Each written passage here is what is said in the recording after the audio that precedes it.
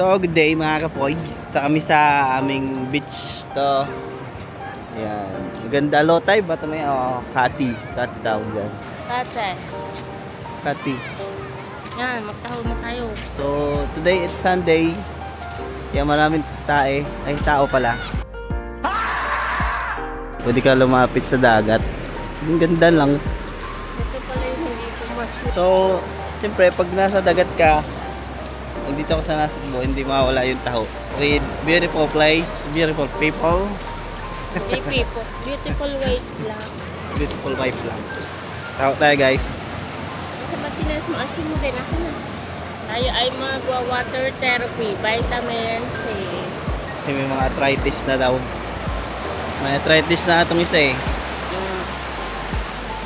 Yung natatayo ko sa Kaohsiung.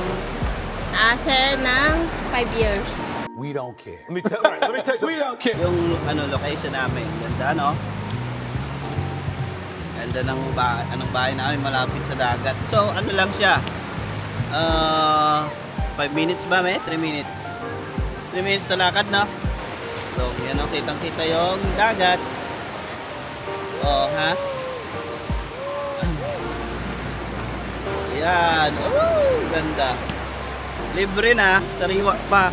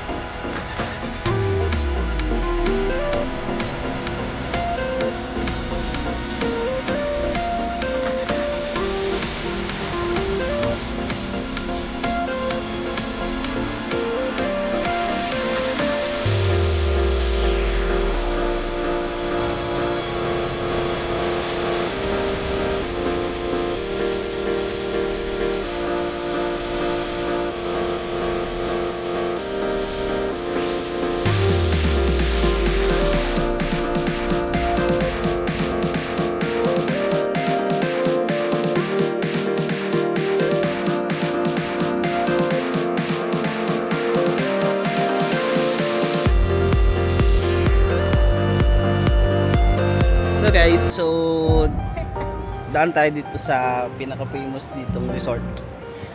Pagdating sa Nasugbo, ang Golden View Resort or G7. G7 or Golden View Resort. Dito lang tayo sa labas. Ayan, may nag-aayos ng ano. Oh, di ba? Kasi may pool yan sa taas. Ganda ng view nila. Yan o. Yan, ganda. So dito lang yan, halos tapat ng bahay namin, sa street namin. Yung G7 kung tawagin, or Golden View Resort. Kasi pagka nagising ka, yun ang bubungod sa'yo. Umaga. Tapos kung makikita nyo yun, dun yung Fortune Island. Very famous din. Pupunta sa Fortune Island is kailangan mo magbangka. So kailangan mo sila manong. Yan, nag-offer sila ng bangka. Sila magdadrive. Magkano ba papuntang Fortune Island, be? 4,000 per head? Hindi. Per head biyahe yun? Na yun. Isang biyahe kahit ilang tao na yon sa loob. Kahit ilang tao, siyempre meron bilang. Gaway lulubog ang bangka Oo. kapag overload. Yung minimum na. So yun ang very very famous din. Yun doon, no? Fortune Island, para ka na nakarating sa Greece. Oo, yung parang bukana ng Greece, yung may tower. Search nyo na lang sa YouTube, di ka sa Facebook, di ka sa TikTok. Yan ang mga view dito. Yan, may horseback riding dito, mga activities. Kahit simpleng beach lang siya, free. Meron din. ATV, ano? ATV ba yon? ATV, tsaka yun horse. Yung horseback riding nga, tsaka ATV riding. Noong unang dating ko dito, may nagdagat din tayo agad na. Oo, lagi yun. Lagi kami nagda-jogging kasi libre, malinis, and wala, banding namin kasama. So sooner or later magkakaroon tayo ng jogging exercises hanggang day 5. Day 5 lang kasi for day 1. Next week na ulit yung day 2. Pakita mo yun, ano mo dito yung dati natin vlog. Oo nga. So Pakita mo. i-link ko na lang yung vlog. Pakita mo dati, di ba? Ito yung ngayon, tapos di ba sinabi mo yung dati natin.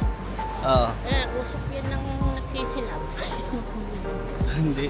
Yun. Papakita ko na lang yung dating naming vlog dito kasama nung wala pa si baby, ano?